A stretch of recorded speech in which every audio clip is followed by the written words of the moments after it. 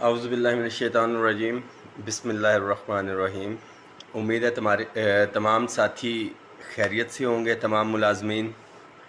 अभी एक रिसेंट ख़बर शेयर हुई थी, किसी ने व्हाट्सएप पे मुझे मैसेज भेजे और दो ऑथेंटिक तरीन मेरे साथी उन्होंने शेयर किया है।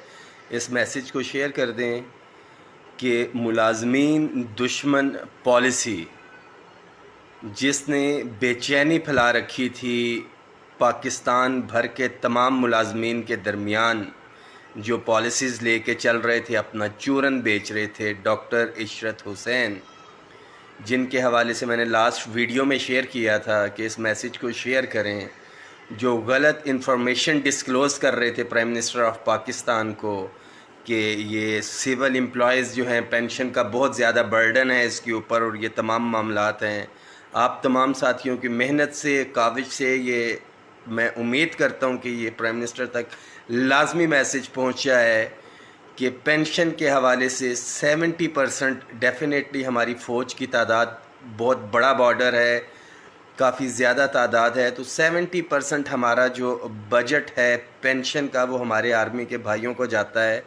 उनका बिल्कुल हक़ है, जिस तरह से हम अपनी पेंशन के हवाले से बात करते हैं पाकिस्तान भर के मुलाजमीन की, क्योंकि रिटायर हो जाते थे। पेंशन परवेज़ मुशर्रफ ने अपने दौर में कहा था कि इसको डिफेंस एस्टीमेट से उठा के सिविल एस्टीमेट्स के अंदर ले आया जाए, तो ये तमाम की तमाम पेंशन जो है शो करते थे कि ये सिविल एम्प्लॉयज़ हैं। तो अल्लाह का शुक्र है कि ये message prime minister of Pakistan तक पहुंच गया है और ज़ाहिर बात है पूछा गया होगा, उनके पास कोई जवाब नहीं होगा इसके हवाले से, क्योंकि सिविल पोस्टों के ऊपर हमेशा से कट लगाने की बात की गई। जैसा मैंने आपको पोस्ट ऑफिस की भी मिसाल दी थी कि पाकिस्तान की आबादी बढ़ती जा रही है, नंबर ऑफ़ एम्प्लॉयज़ आपने इंक्रीज़ करने हैं, 10 साल से लोग रिटायर हो रहे हैं पोस्ट ऑफिस में और आप पोस्टें काट, उनकी पोस्टों पे और कट लगाते जा रहे हैं, जो वेकेंट पोस्टें उनको ख़त्म करते जा रहे हैं। तो अदारों से आप क्या उम्मीद रखेंगे कि एक इदारा कैसे चलेगा? तो अल्लाह का लाख लाख करम है जो पेंशन के ऊपर और ये सारे के सारे मुलाजमीन दुश्मन पॉलिसीज़ डिस्करेज करने के हवाले से मुलाजमीन को ये पॉलिसीज़ आ रही थी। डॉक्टर इशरत हुसैन ने वो रिज़ाइन कर दिया है। सेकेंडली, अपग्रेडेशन के हवाले से जो एक एग्रीमेंट हुआ था प्रोविंसेस के हवाले से, डेफिनेटली जो एक डायरेक्शन गई थी उसके ऊपर अमल दरामद नहीं हुआ।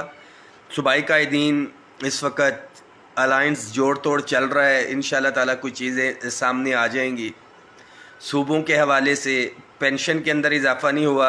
अपग्रेडेशन के हवाले से लास्ट वीडियो में मैंने मुलाजमिन से शेयर किया था कि कोई आउटकम मैं कम अज़ कम उसके हवाले से मुतमईन नहीं हूँ। जो अभी तक की प्रोग्रेस है स्लो है, नेगेटिव बहुत सी चीज़ें सामने आई। जब तक कोई फाइनल नहीं हो जाएगी मैं उसके हवाले से कोई बात नहीं कर सकता। जो लेटेस्ट अपडेट थी, जो सेक्शन ऑफिसर इम्प्लीमेंटेशन है उनको फाइनेंशियल इम्पैक्ट के हवाले से ये भेजी गई थी समरी की फ़ाइल जो है।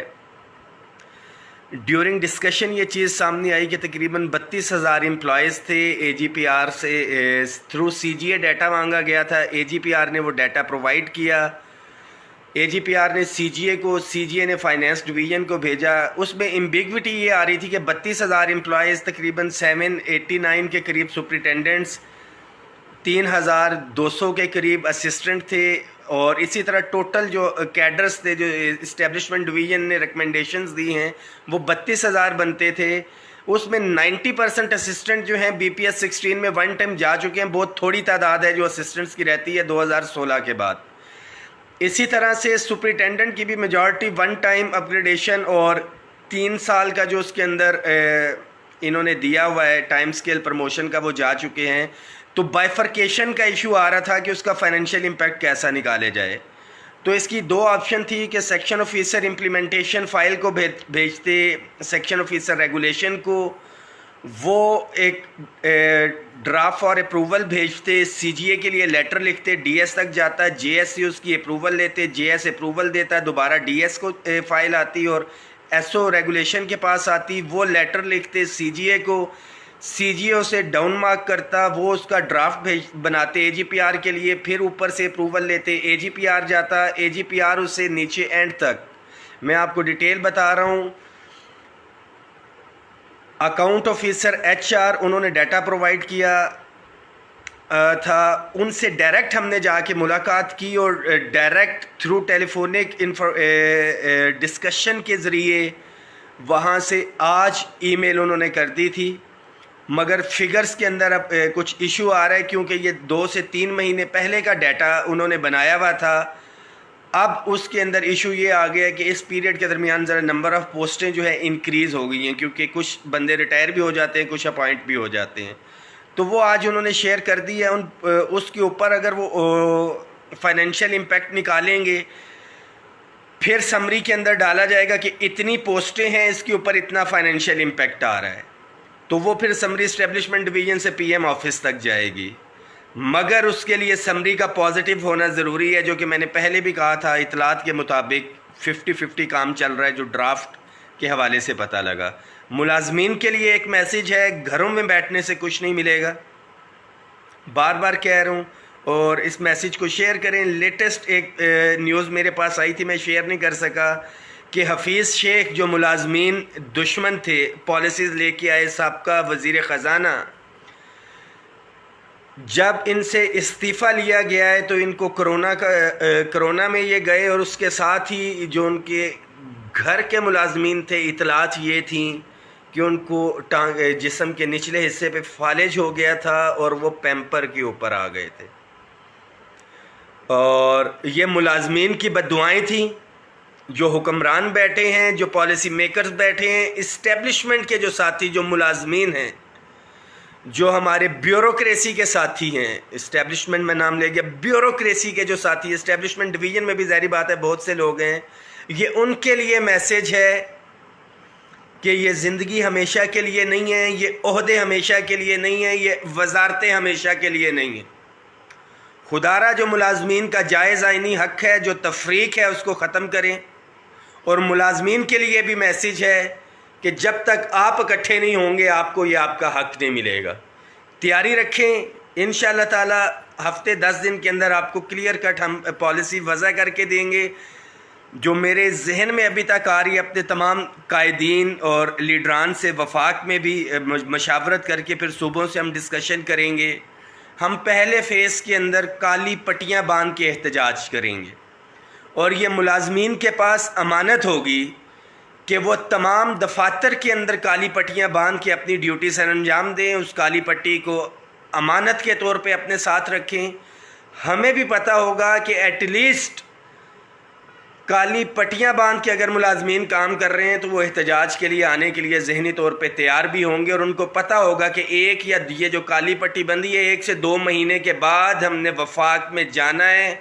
वज़ीर आज़म इमरान ख़ान जो हमारे वज़ीर आज़म हैं, उन्हें याद कराना है कि रियासत मदीना की आपने बात करते हुए तफरीक को ख़त्म करने के हवाले से जो इक़दामात किए थे, ना वफाक पे उस पर अमल दरामद हुआ है, और ना ही सूबों के अंदर हुआ है कि आप मरात 150% तक तो दें, वो रनिंग बेसिक पे के ऊपर दें, और जब डिस्पैरिटी ख़त्म करने की बात आए तो इनिशियल बेसिक पे के ऊपर दें, और वो भी नोटिफिकेशन इस तरह से घुमा फिरा के करें कि जिसके ऊपर अभी मज़ीद मेरी ज़ाती राय के मुताबिक जो पंजाब ने नोटिफिकेशन किया है या दूसरा, मुलाजमीन के मामलात क्लियर होते होते 5-6 महीने कम अज़ कम इसके अंदर लग जाएंगे।